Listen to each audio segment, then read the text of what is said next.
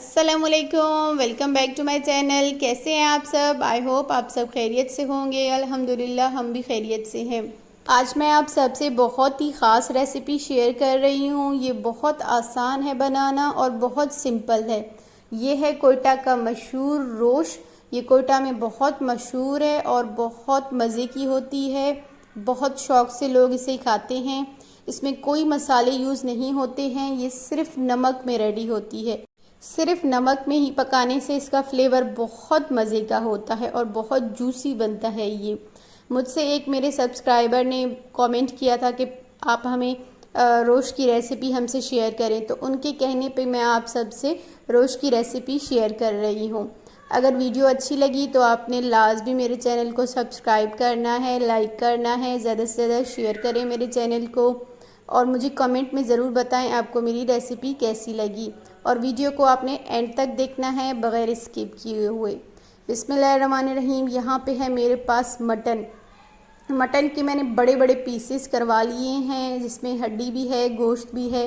बिल्कुल बड़े बड़े पीसेस हैं, छोटे पीसेस रोश में नहीं जाएंगे। वैसे तो ये रोश दुम्बे के गोश्त में बनती है, लेकिन यहाँ पे मलेशिया में दुम्बे का गोश्त तो मिलता ही नहीं है।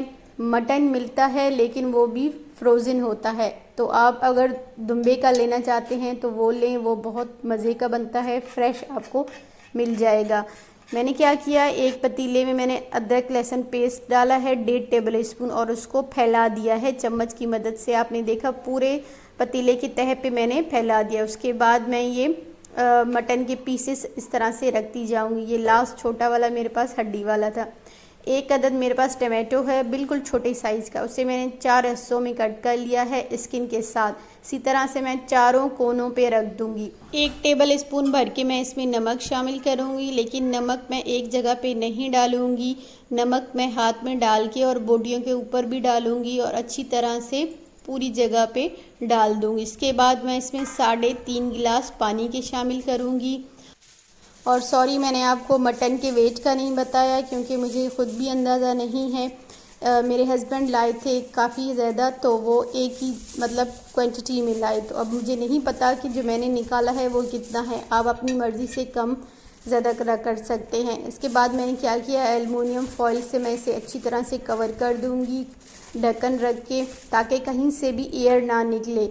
अब मैं इसे चूल्हे पे रख दूँगी और ऊपर से मैं वज़न रख दूँगी, पानी भर के पतीला रख दूँगी। फ्लेम को ऑन कर दूँगी। 15 मिनट के लिए पहले मैं इसे हाई फ्लेम पे पकाऊँगी। जैसे ही आपको लगे कि पानी बॉयल हो चुका है, धुआं निकल रहा है, तो आप फ्लेम को दम वाली कर देंगे। 3 घंटे पकाएंगे दम वाली फ्लेम पे। 3 घंटे बिल्कुल दम वाली फ्लेम पे। 3 घंटे यहाँ पे मेरे कंप्लीट हो चुके हैं। अब मैं आपको चेक करवाती हूँ। ये देखें, बिल्कुल ये गल चुकी है, पानी भी बहुत कम रह चुका है। अब मैं क्या करूँगी कि एक पतीले में मैंने फ्राई पैन में मैंने ऑयल गरम कर लिया है। ये है मेरे पास हाफ़ कप ऑयल, बिल्कुल गरम ऑयल है। ये मैं उसके ऊपर डालूँगी। आराम आराम से आप भी डालें ताकि ये नीचे पानी है, ऊपर गरम ऑयल। इतने छींटे नहीं आएंगे, लेकिन फिर भी ख्याल से ये पूरा ऑयल मैं इसमें शामिल करूँगी और इसके बाद दोबारा से मैं इसे कवर करके रख दूँगी 20 मिनट के लिए दम वाली फ्लेम पे। दोबारा से ऊपर से मैं वेट रख दूँगी।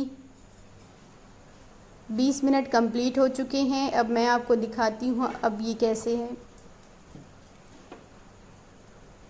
ये देखें, ये फुल अब रेडी हो चुकी है, ऑयल भी ऊपर आ चुका है और ग्रेवी भी इसकी रेडी हो चुकी है। ग्रेवी इसकी पतली ही होती है, देखें आप। और आप अपनी मर्ज़ी से ग्रेवी कम या ज़्यादा भी कर सकते हैं, लेकिन इसकी ग्रेवी में भी बहुत मज़ा होता है। यहाँ पे मैंने फ्लेम बंद कर दिया है। रोश बिल्कुल रेडी है। अब मैं इसे सर्व कर रही हूँ। ये देखें, माशाल्लाह बहुत मज़े की बनी थी, बहुत मज़े की बनी थी। आपने लाजमी ये रेसिपी ट्राई करनी है और फिर मुझे बताएं अपनी कमेंट में कि आपको मेरी ये रेसिपी कैसी लगी। ये आप शोरबा देखें, आप इसे गरम गरम नान के साथ खाएं, बहुत ये मज़े की होती है। और इसमें जो नमक यूज़ होता है, नमक की वजह से इतना फ्लेवर आता है इसमें, बहुत मज़े का। अच्छा, आपसे एक और बात मैं शेयर कर लूँ कि रोश में नमक ज़्यादा ही होता है।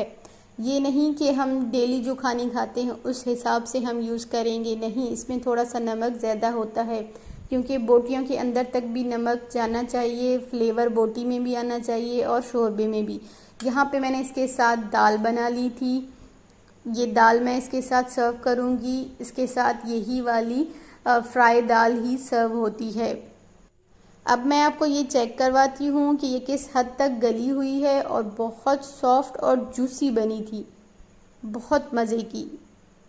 और आपने इस बात का भी ख्याल रखना है कि इस रोश में नमक के अलावा और कोई मसाला यूज़ नहीं होता है।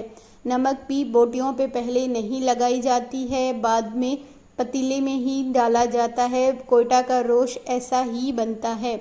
आपने सेम इसी तरह से बनाना है अगर आप बनाना चाहते हैं। आई होप कि आपको मेरी रेसिपी समझ आ गई होगी। डिटेल में मैंने आपको समझाई है पूरी वीडियो मेरी अच्छी लगी तो प्लीज़ मेरे चैनल को लाइक, शेयर, सब्सक्राइब लाजमी करें।